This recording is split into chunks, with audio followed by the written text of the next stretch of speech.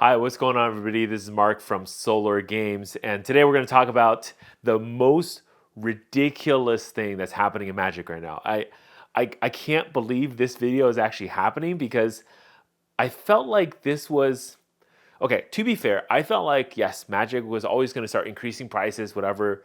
But I think we're here too early, too fast.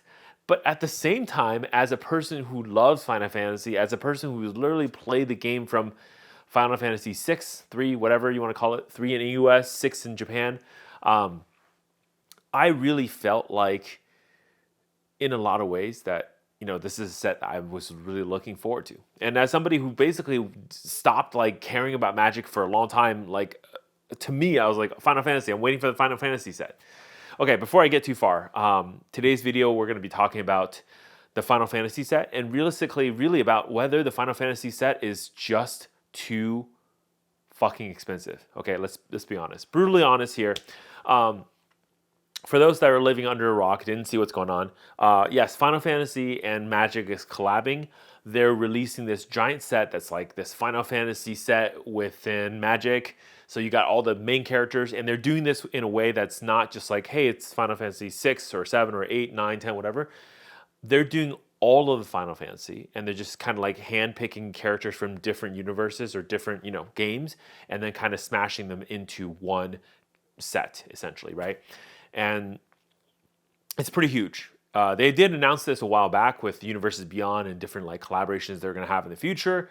This was definitely a set that I was very much looking forward to because it is something that, really speaks to my childhood and things that I love from my past. Okay.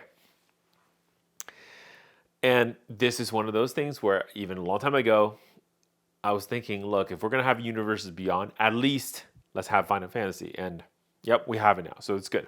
Okay, so the real problem, though, is over the last couple days, right, as the set's kind of like, being announced and being listed on the marketplaces, Amazon, etc., or whatever else, TCG Player, eBay, we're starting to see some of the prices. And let's just put it this way, guys. It's not looking good. It's pretty high. It's pretty fucking high, okay?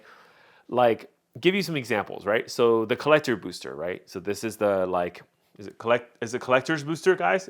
Collector, right? Collector booster. Okay, good. Collector booster, right? Is listed as $641. So it's like $650 for a collector booster.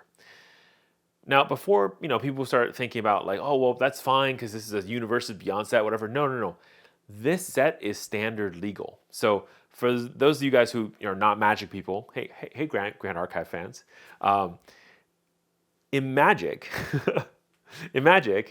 there's a format called Standard. Essentially, it's like, hey, the last 3 years worth of cards that have been printed are legal in this format. So you can think of it as a rotating format of most recent cards. In general, this format is also a lower power level, so it's expected that the cards are going to be cheaper, because the format's like lower power. You don't need to have like really high power cards, so the boxes are also cheaper, okay? I know Wizard of the Coast doesn't want to admit like card prices correlate with like power, but why are master sets $500? Okay. Anyways, so this is a standard set. So normally a standard set, let's say, Aether Drift, the one that we just had, the collector booster is anywhere between $200 to $250. That's around the range that you're expecting for a standard set, right? Maybe a little higher if the set's good, a little lower if the set's bad, right? Those kind of things.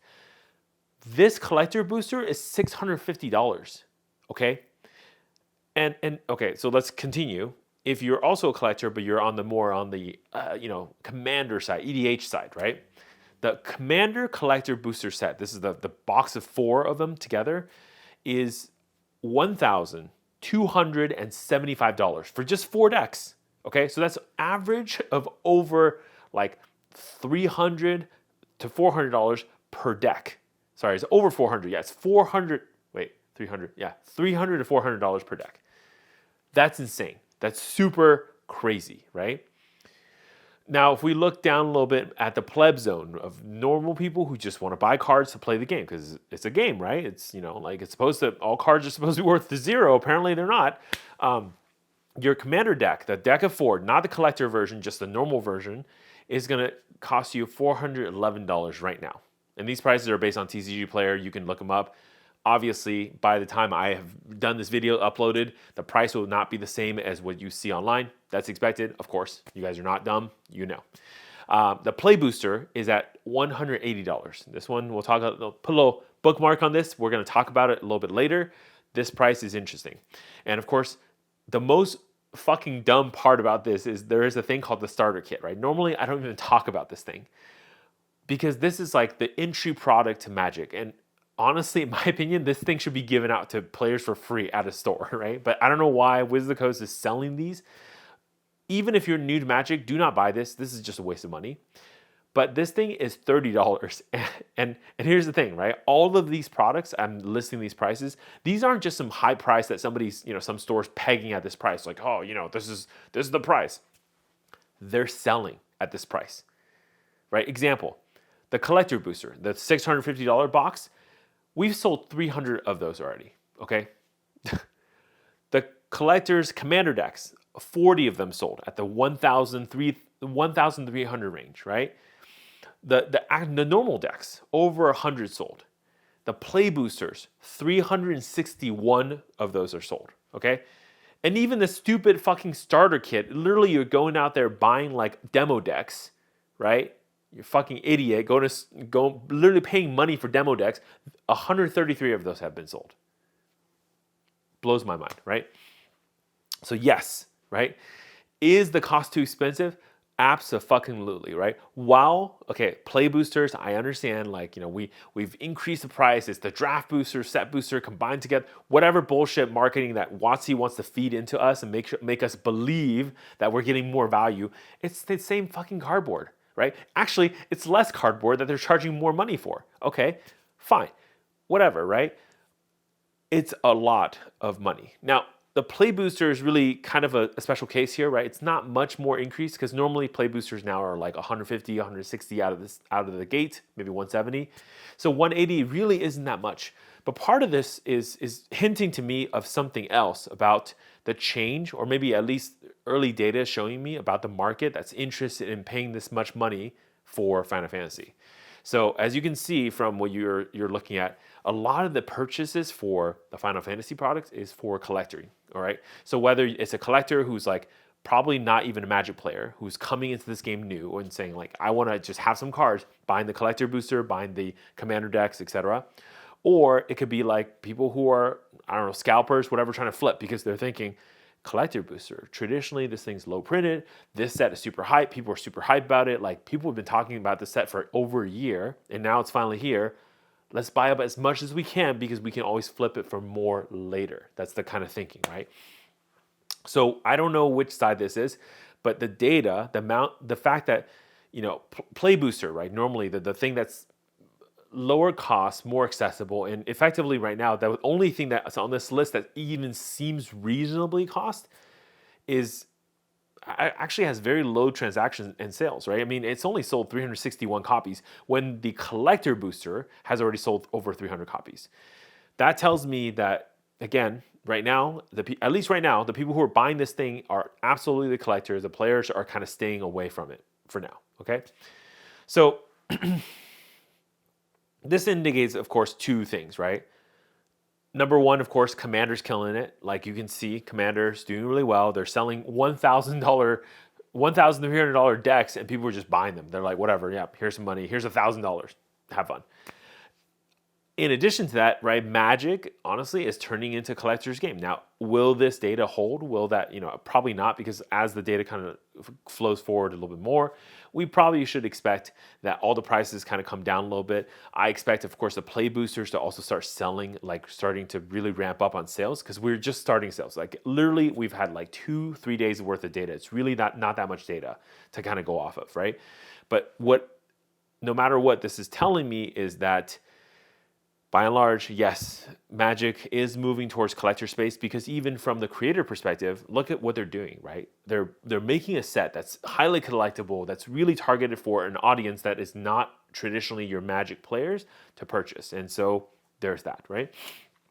But generally, I think, at the core, and this is where it kind of gets interesting. A lot of people ask the question of something like, hey, is something too expensive? But in a lot of ways, I think that's the wrong question to ask, because it really doesn't matter how much something costs, right? Of course, it matters in the sense that like it's literally a barrier to entry. But if I were to tell you, like, for example, we take some, like, okay, look here, I got a collector booster here, right? This thing, this is, oh, great. This is that fake Amazon one that I still haven't opened. Yeah, anyways, let's say this collector booster here, I tell you that this thing is filled with actual gold. Like, legitly, this entire box is solid 24 karat gold, okay? And I charge you $2,000 for this box. Is that too expensive? No. No person in the world today would say that's too expensive. That's a great deal, right? Of course. Because it's not about the cost. It's about the value you're getting out of it, right? And of course, I say this, right? But let's be honest, right? While like my example is really cool and all that stuff, let's be honest. We're just selling cool looking fucking cardboard, okay? So why the fuck are people paying so much money for it as is? It is just cardboard. Yes, it's some fun pictures printed on it with some foiling layer of plastic on top of it, but it's still just cardboard that you're paying a lot of money for. And it's not even good quality cardboard. Let's be honest. Like Magic, honestly, the pricing that they're charging is very premium, but their cardboard quality is kind of shitty, okay? So realistically, the value you're getting out of this thing is pretty low. But obviously, it's a collection piece, whatever. So people are willing to pay what they think the collection piece is worth to them. Magic also has a pretty strong audience, right? It's not the biggest. I think Pokemon on the collector side, of course, has the biggest audience. But I think Magic does have a pretty good player base. And a lot of that player base or the new people who are coming into Magic are definitely on the collecting side, which is helping the game grow, which is also probably what's triggering all these price increases. So is the price increase real? Absolutely, right? So the other part of this too, if you think, hey man, this is just like a bunch of like prices on a website, it's not actually real, maybe the real listed price is lower. The reality is I have data into distribution data. I can tell you right now that the general prices for all of the play boosters, collector boosters that your stores are paying for is an increase of about 25 to 40%. So meaning like whatever they're paying compared to other standard sets, they're paying about 25 to 40% more. Now, that doesn't equate to 3 to 5 times more. That's the price you're seeing online. But it is, you have to understand, because the distro pricing is increasing, the store has to charge more and the product itself is more expensive. So if we're just saying, hey, this is not intended by Wizard, Wizard is charging normal price, but the stores are hyping it up. That's not actually true. The stores are selling it at an increase, maybe not as like proportional to what they're being increased by, but it's an increase based on what Wizard's increasing. Of course, the set being as hype as it is. And I think, realistically, the set's going to be very limited as it is. That's also causing part of this increase as well, right? Because, like how many, realistically, a lot of this product is going to be on allocation. How many collector booster kits do you think a store is going to get? Like 1, 2, 3? If you're a big store, maybe like 10, 20, but that's it, right? So while, a lot of the sales data right now, the pricing is not really solid, meaning like, yes, I know it looks really crazy. Some of the numbers I showed you earlier, like obviously they're not real data.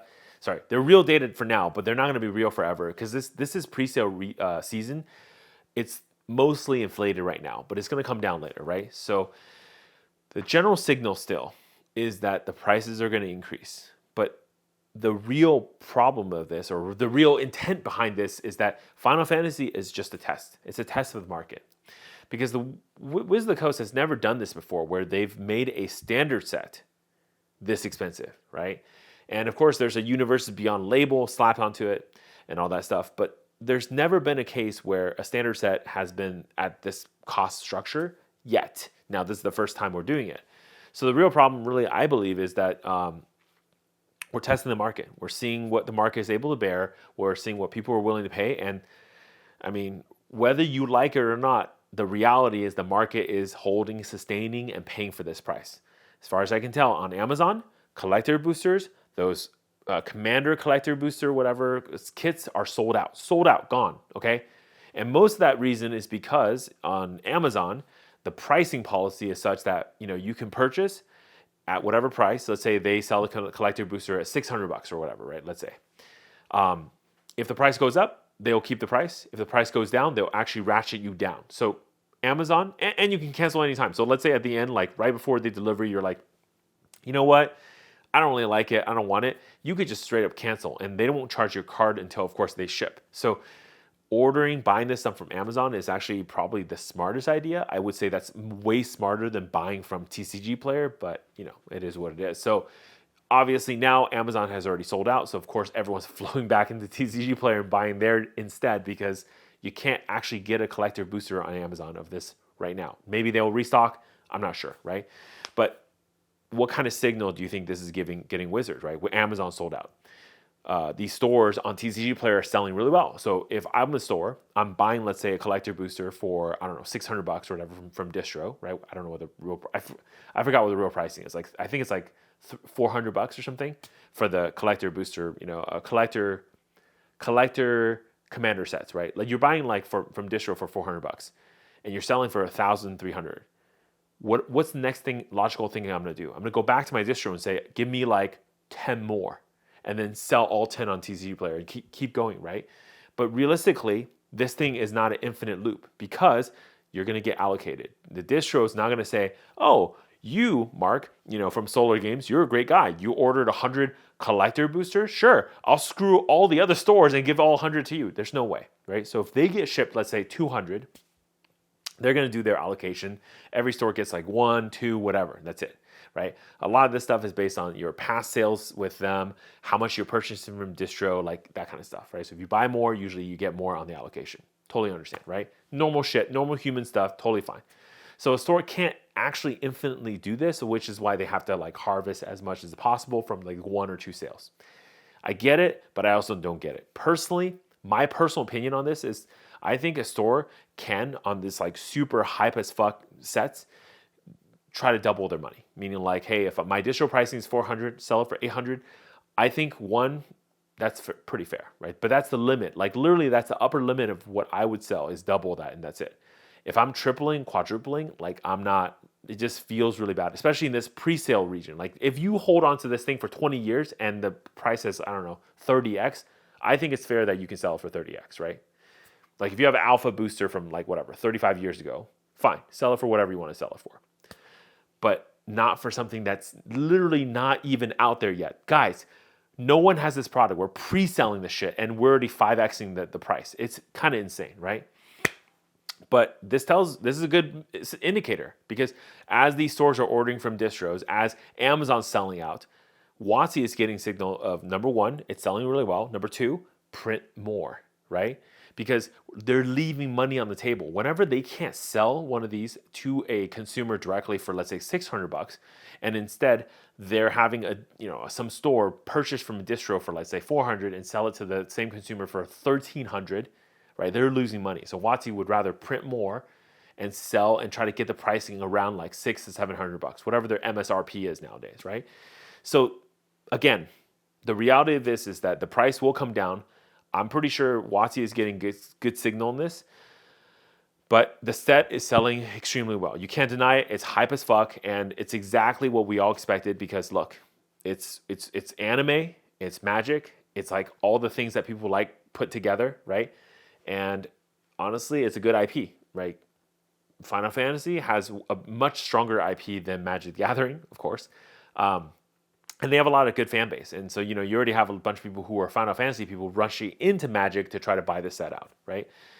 And I think my greatest issue right now with all of this stuff is that I think what players are kind of like accepting is that you're eating shit and you are complaining to Wizards of the Coast that they're printing more shit, right? So people are saying, hey, it's too expensive. Oh man, this is so sad, so bad.